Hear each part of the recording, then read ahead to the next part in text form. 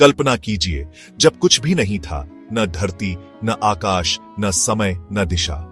चारों ओर बस गहरा अनंत शून्य फैला हुआ था। यह वह क्षण था जब सृष्टि का कोई नामो निशान नहीं था, न कोई ध्वनि, न कोई गति। सब कुछ एक रहस्यमय मौन में डूबा हुआ था, जहां केवल शून्यता का साम्राज्य था। इसी शून्य में एक अदृश्य निराकार ऊर्जा विद्यमान थी, जिसे ब्रह्म कहा गया। यह ब्रह्म न जन्मा था, न मरा था। वह शाश्वत, अनंत और सर्वव्यापी था। ब्रह्म की कोई आकृति नहीं थी, कोई रंग नहीं था, फिर भी उसी में सृष्टि की सारी संभावनाएं छिपी थी। ब्रह्म ने जब सृष्टि की इच्छा की, तो उसी ऊर्जा से 3 दिव्य शक्तियां प्रकट हुईं, ब्रह्मा, विष्णु और महेश, शिव। ये त्रिदेव ब्रह्म के 3 अलग अलग रूप हैं, जिनका उद्देश्य सृष्टि के 3 मुख्य कार्यों को निभाना था। ब्रह्मा ने सृष्टि की रचना की। उन्होंने आकाश, पृथ्वी, जल, अग्नि और वायु जैसे पंचतत्वों की उत्पत्ति की। वे ज्ञान, रचनात्मकता और नवाचार के प्रतीक हैं। ब्रह्मा के बिना सृष्टि का आरंभ ही संभव नहीं था। विष्णु ने सृष्टि के पालन का कार्य संभाला। वे संतुलन, संरक्षण और दया के देवता हैं। जब भी सृष्टि में असंतुलन या संकट आता है, विष्णु अवतार लेकर उसे बचाते हैं और जीवन के प्रवाह को बनाए रखते हैं। शिव, तीसरे देव, संहार के प्रतीक हैं। वे नाश के माध्यम से नए निर्माण का मार्ग खोलते हैं। शिव का तांडव नृत्य सृष्टि के अंत और पुनर्जन्म का संकेत है।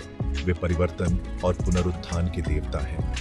त्रिदेव मिलकर सृष्टि का चक्र चलाते हैं, रचना, पालन और संहार। इन तीनों की शक्तियां मिलकर ब्रह्मांड को संतुलित रखती हैं। लेकिन इन सब में शिव की कहानी सबसे रहस्यमयी और गूढ़ है। शिव का स्वरूप सृष्टि के आरंभ से भी पहले का है। वे अनादि, अनंत और निराकार हैं। शिव केवल एक देव नहीं, बल्कि शून्य और अनंत के बीच का सेतु है, जिनकी उपस्थिति हर युग में बनी रहती है।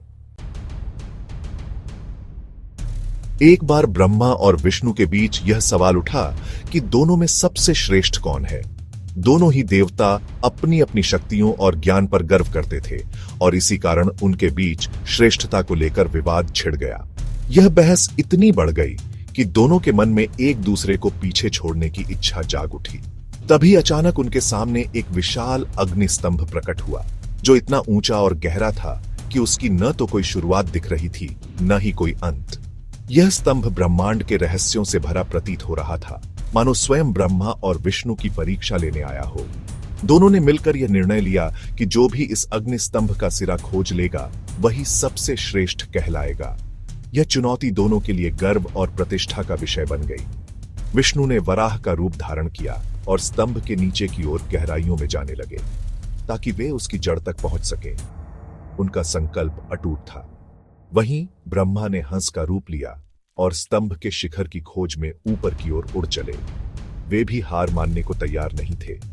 दोनों देवता अनगिनत वर्षों तक अपनी अपनी दिशा में यात्रा करते रहे, लेकिन स्तंभ का कोई छोर नहीं मिला। यह यात्रा उनके धैर्य और शक्ति की परीक्षा बन गई। अंततः विष्णु ने हार मान ली और विनम्रता से स्वीकार किया कि वे स्तंभ का आधार नहीं खोज सके। उन्होंने सत्य को अपनाया और अपने अहंकार को त्याग दिया। दूसरी ओर ब्रह्मा ने झूठ बोल दिया कि वे स्तंभ के शिखर तक पहुंच गए हैं। उनका यह झूठ उनके अहंकार का प्रतीक बन गया। यह घटना दोनों के लिए एक गहरा सबक थी।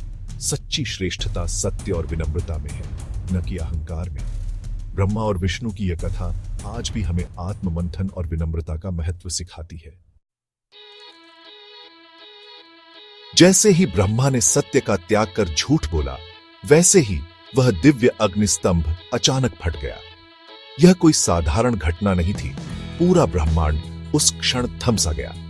हर दिशा में तेजस्वी प्रकाश फैल गया, मानो समय और स्थान दोनों ही उस अद्भुत दृश्य के आगे नतमस्तक हो गए। उसी अग्निस्तंभ के भीतर से भगवान शिव स्वयं प्रकट हुए। उनकी उपस्थिति इतनी दिव्य थी कि सभी देवता और प्राणी विस्मित रह गए। शिव का तेज अनंत था। उनकी उपस्थिति से ब्रह्मांड प्रकाशित हो गया।